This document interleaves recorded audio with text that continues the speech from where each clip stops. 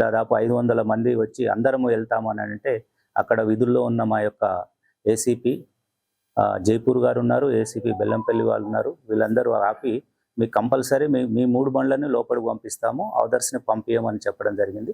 ఆ సమయంలోనే వాళ్ళు స్లోగన్స్ ఇవ్వడము అట్లా ఉండడము.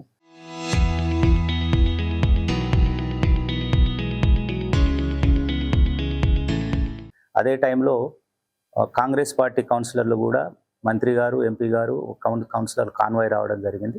ఆ సందర్భంలోనే ఈ బీఆర్ఎస్ వాళ్ళు వాళ్ళ మీద స్లోగన్స్ చేయడము, కాన్వాయ్ పోతుందని అన్నారు. కానీ అది కాన్వాయ్ కూడా కాదు, మీరు వీడియో చెక్ చేయండి, మీడియా వాళ్ళు కూడా ఉన్నారు. మంత్రి, ఎమ్మెల్యే గారు, ఎంపీ గారు, మంత్రి గారు ప్లస్ వాళ్ళ కౌన్సిలర్స్ వచ్చినప్పుడు 4 బండ్లు ఉన్నాయి. అందులో ఒకటి పోలీస్ ఎస్కాట్ ఉంది. తర్వాత 4లో పోలీస్ ఎస్కాట్ని రైల్వే గేట్ యువతలనే ఆపి కేవలం 3 బండ్లను మాత్రమే పంపించడం జరిగింది. ఆ 3లో వాళ్ళ యొక్క కౌన్సిలర్లు ఇంక్లూడింగ్ మంత్రి గారు, ఎంపీ గారితో కలిపి 10 మంది ఉన్నారు. అది మీరు మీడియా మిత్రులు కానీ ఇంకా ఎవరైనా కానీ ఆ వీడియో ఫుటేజ్ చూస్తే తెలుస్తుంది. మేము ముందస్తుగానే ఇరు వర్గాలకు, ఇరు పార్టీల వాళ్ళకు చెప్పినాం. కానీ బీఆర్ఎస్ వాళ్ళు దాన్ని వైలేషన్ చేసి 100 మంది రావడము, దాంతో రాళ్ళు రువ్వడం జరిగింది. ఆ రాళ్ళు రువ్వడంలో మా యొక్క కానిస్టేబుల్ ఏసీపీ జైపూర్ యొక్క గన్మెన్ చెన్నూరులో ఉంటాడు, అటాచ్మెంట్ టు ఏసీపీ జైపూర్, బలమైన గాయం జరిగింది.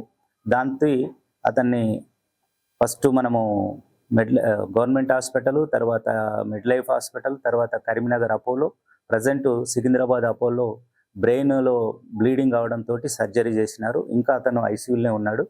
మీకు అది రిపోర్ట్ కూడా మా ఎస్ఐ గారు ఇస్తారు. కండిషన్ సీరియస్ ఉంది. దాంతో కేసు కట్టి నమోదు చేసినాము. ఆ కేసులో భాగంగానే కానిస్టేబుల్కు ఒక ప్రాణం పోయే విధంగా బలమైన గాయాన్ని చేయడము, అన్లాఫుల్ అసెంబ్లీ ఉండడము, పోలీస్ ఇన్స్ట్రక్షన్స్ ఉన్న 163 బిఎన్ఎస్ ఉన్న వాళ్ళు మాట్లాడిన మాట ప్రకారం కాకుండా ఎక్కువ మంది గ్యాదర్ అయ్యి ల్యాండ్ ఆర్డర్ ప్రాబ్లం సృష్టించడంతో మనము grievous heart to government employee కింద ఆ కేసు కింద కట్టి మొన్న 4గురిని మనము అరెస్ట్ చేయడం జరిగింది. ఇంకా ఆ కేసులో ఆ రోజు పాల్గొన్న వాళ్ళందరినీ వీడియో ఫుటేజ్ ద్వారా అండ్ అదర్ ఎవిడెన్సెస్ ద్వారా ఐడెంటిఫై చేస్తున్నాము అండ్ టీమ్స్ కూడా ఫామ్ చేసి అరెస్ట్ చేస్తున్నాము. ఈ సందర్భంగా ప్రజలందరికీ విజ్ఞప్తి, ఎలాంటి అపోహలకు గురి కావద్దు. పోలీస్ డిపార్ట్మెంట్ అనేది చట్టము, రాజ్యాంగం నిర్దేశించిన పనిలోనే పనిచేస్తుంది. పోలీస్ డిపార్ట్మెంట్ కావాల్సింది ఎవిడెన్సెస్. ఇప్పుడున్న ఎలక్ట్రానిక్ ఎవిడెన్సెస్ దాని ప్రకారం చూస్తే ఆ రోజు అక్కడ ఏం జరిగిందో క్లియర్గా తెలుస్తుంది. దాని ప్రకారమే మేము అరెస్ట్ చేసినాం తప్ప ఎలాంటి అపోహలకు గురి కావాల్సిన అవసరం లేదు. ఎలాంటి రాజకీయ ఒత్తిడిలో కూడా పోలీస్ డిపార్ట్మెంట్ గురి కాదు.